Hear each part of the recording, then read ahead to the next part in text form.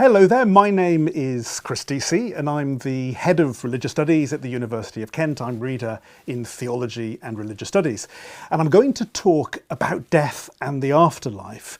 And it's like the elephant in the room. It's the one topic that we all care about. We're all going to die at some point. And yet, as I say to my students when we run a module in this very area, isn't it funny how, as the comedian John Cleese has said, it's the one topic that you don't see talked about on the 10 o'clock news. If it is the ultimate question, if it's the thing that matters to us to such a degree, why is it the case that we are so inclined to treat it as a taboo? Why don't we talk about death? And the funny thing is that throughout Christian history, the question of an afterlife has been so integral to the way that philosophers and theologians have construed their identity in this world. We think about William James, for example, and his varieties of religious experience, where he talks about how the believers throughout history have always seen God as primarily mattering as the provider of immortality. For Saint Athanasius and the whole Orthodox tradition, our immortality was the reason for the incarnation. So belief in some sort of afterlife is, of course, not only confined to theists. One of the things I'll be talking about later is the role of near-death experiences and how that doesn't only apply to people who have a faith. Not only Christians, for example, are likely to have a near-death experience. But there's this whole question about trust in the loving purpose of God as creator. It cannot be dismissed as mere wish fulfillment. Death is real, but death is also not ultimate. The sense in which God is expected to allow us to continue in being on the basis of his faith in the power of God to secure that continuance in existence is something which doesn't come down to logic. It doesn't come down to reason or empirical evidence, but in the God who raised Jesus Christ from the dead. Later on, we'll be looking in the context of near-death experiences where this question of data does tend to arise. But significantly, if there is an afterlife, what sense do we make of this? At what point does it, as it were, kick in? Are we talking about something that happens straight away at the point of death?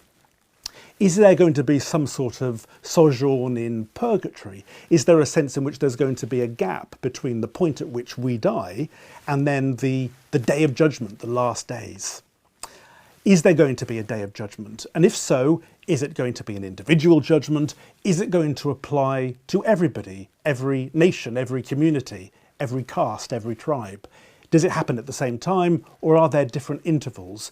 How does time work in the context of the afterlife? What do we mean when we talk about everlasting life or eternal time? What is the relationship with the life that went before? Is it going to be a physical form of resurrection, or might there be something akin to a mind-dependent world? Is there a sense in which after we die, it is our memories? Is there a sense in which it is the way in which we remember and reflect back on our past lives with the judgment and the self-judgment and the self-evaluation that is part of that is key to what happens in the next life? What sort of continuity is there in terms of the physical body and the immortality of the soul? Will there be a social dimension? Will we be able to have a chance to meet and greet friends and loved ones, people who, for example, we never had a chance maybe to say goodbye to properly in this life? So what is the relation between the individual and the corporate nexus? If we do survive, how does time continue beyond death? And are we going to be absorbed in the context, for example, of the beatific vision into some all-encompassing great spiritual reality? And also the link between our conduct on earth and any future form of existence. How do these all play out? Many thinkers throughout Christian history, just looking at the early church alone, we look at St. Augustine, we look at Origen, they had very different perspectives on the understanding of the body and whether there was the capacity to grow or to change in the future after we die. And we'll look at those a little bit later when we look at the resurrection of the body and the immortality of the soul. There are those who would say that maybe the afterlife is akin to the idea of wish fulfillment. It's a utopia. It's something that we realistically may want. It's a pipe dream, like going to the movies sometimes. We like to be caught up in a world of escapism. But the idea that we are going to live this continued blessed life after we die, is that something that is any different from belief in, for example, fairyland or Disneyland? What is the degree to which it's possible to imagine us continuing in being? There are, of course, ways of stepping back from this whole enterprise and saying, well, who are we? What makes us who we are? What is the role of the body? Is it the idea that we are simply genes and particles and chromosomes?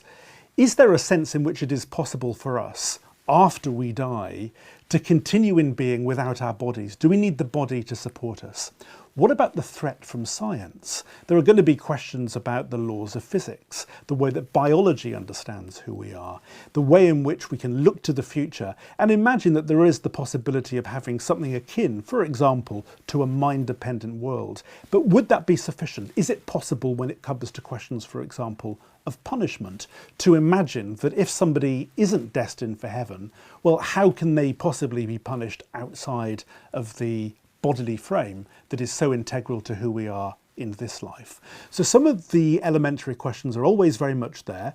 And one of the things that we'll be looking at in the course of this set of lectures is the way in which different figures, we have John Hick, and we have Paul Badham on the one hand, who very much believe that there is scope to believe in an afterlife, and things like near-death experiences point to survival.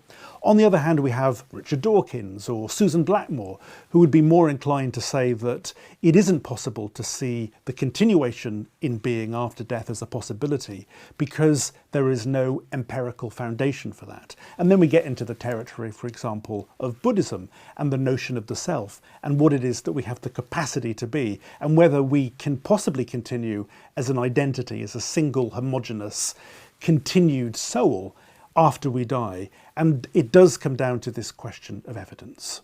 So we will be looking at the role of atoms and the role of memories, the role of personality, the way in which it is possible sometimes for us to look in a mirror and we see ourselves looking back at us. But what happens, for example, in a sci-fi context? You might be familiar with the film Face Off. What happens when you look in the mirror and there is another body looking back at you? Does that have a bearing on the sense of identity if you know your personality, if you know who you are because there are a succession of memories from the past, from the present, and a sense in which we know the kind of people that we are, what we can look forward to in the future based on the personality, the characteristics, our temperament in this life. So these are all the sort of questions that when it comes to beliefs about life after death, we bear in mind. The role of the past, who we were, where we have come from, our characters, the moral and ethical journey that we're on, and what possible afterlife this can lead to. And we'll be looking a little later at the relationship between a physical heaven and hell for that matter, issues around utopia and paradise, and the geographical and material circumscribed way in which we can understand the afterlife and the relation with spirit and soul, and whether it's possible to understand heaven in this worldly or strictly in otherworldly transcendental terms.